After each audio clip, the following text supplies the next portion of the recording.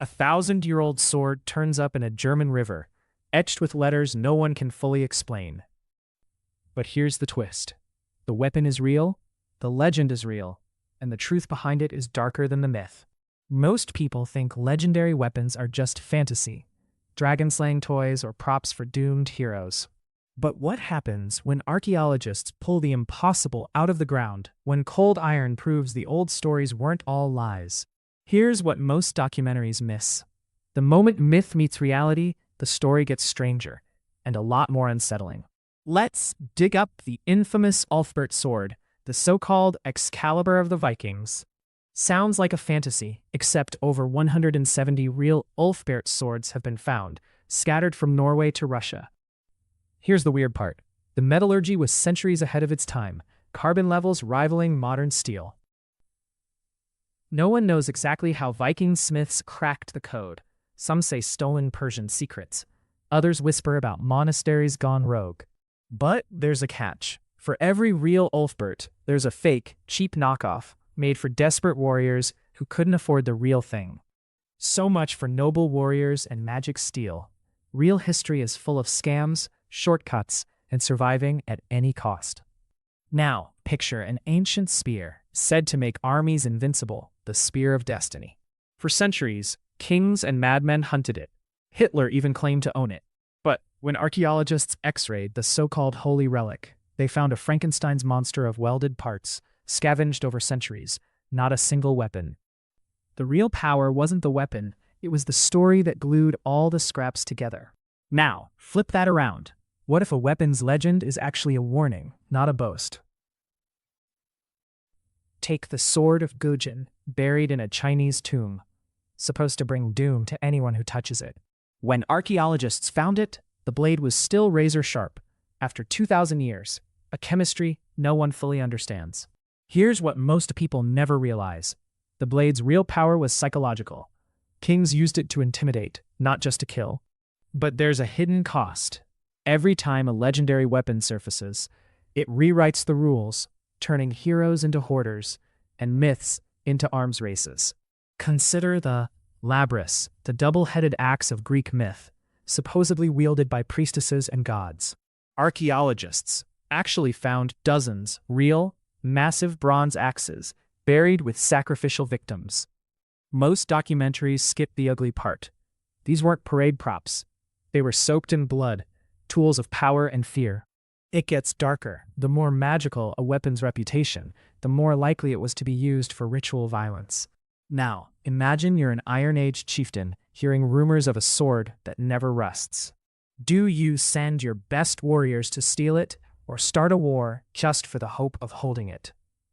By the time the blade is actually found, centuries later, the truth is buried under layers of paranoia and propaganda.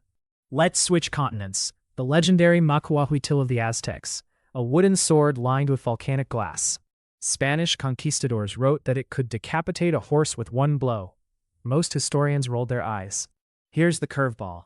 Modern tests show the weapon really could shatter bone, just not as cleanly as the hype claimed. The real secret?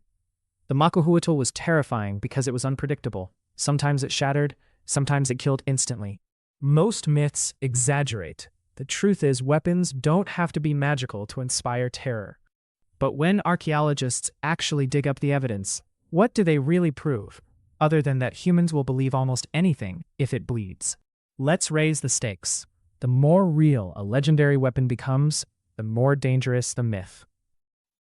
Take the Japanese Kusanagi-no-Tsurugi, the grass-cutting sword of emperors, said to control the fate of the nation. No one outside the royal family has seen the real blade in centuries, yet wars have been fought over rumors of its loss. Here's the kicker. The legend works even if the sword doesn't exist. So what about the holy grail of all weapons? The Ark of the Covenant, said to shoot lightning and topple armies. Archaeologists have chased it across deserts, mountains, and conspiracy theories, but what they've really found is a trail of empty tombs and broken promises. Here's the unsettling truth. The more legendary a weapon, the less likely we are to find the real thing. And the more we project our fears and dreams onto whatever we dig up. So why do we keep searching?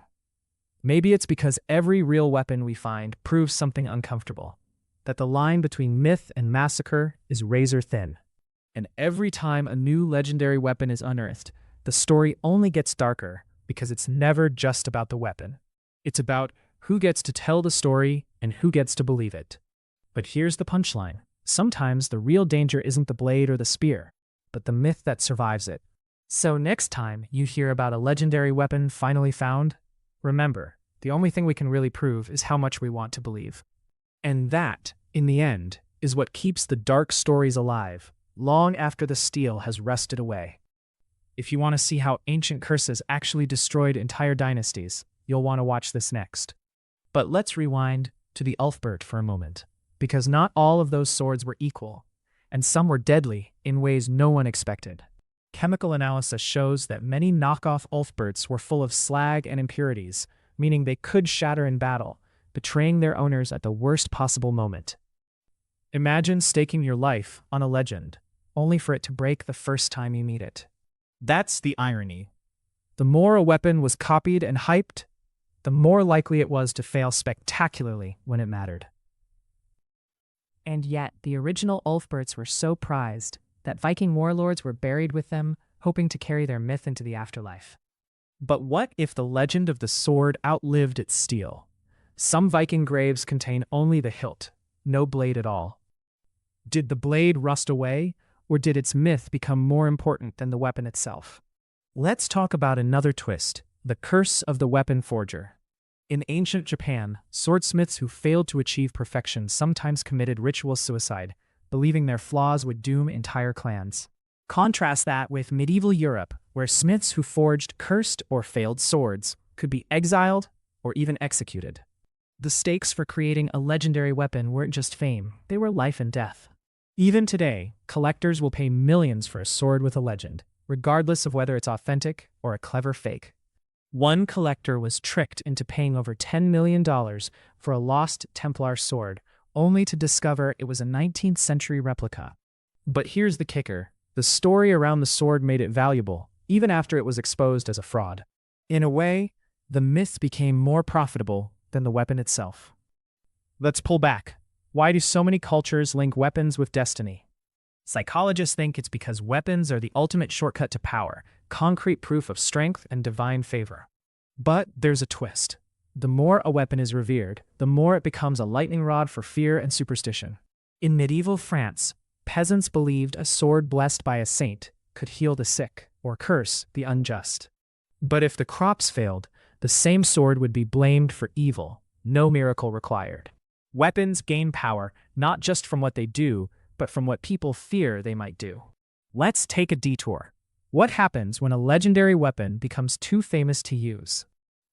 In ancient India, the Bhairava Astra was said to unleash cosmic destruction, but no one dared to wield it, out of fear it would backfire.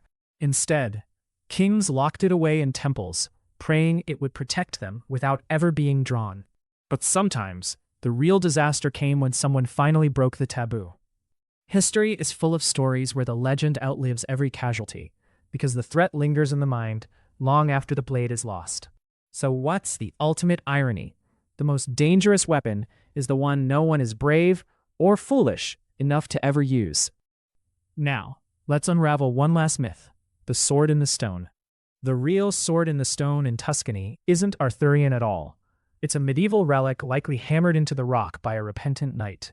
Local legend says anyone who removes it will gain untold power. So far, the only thing it's given is broken fingers. The lesson? Sometimes the greatest power of a legendary weapon is convincing us to try the impossible. So next time you hear a story about a weapon that could change the world, remember, sometimes it's the story itself that's sharpest. And as long as we keep digging, the line between myth and reality will only get blurrier.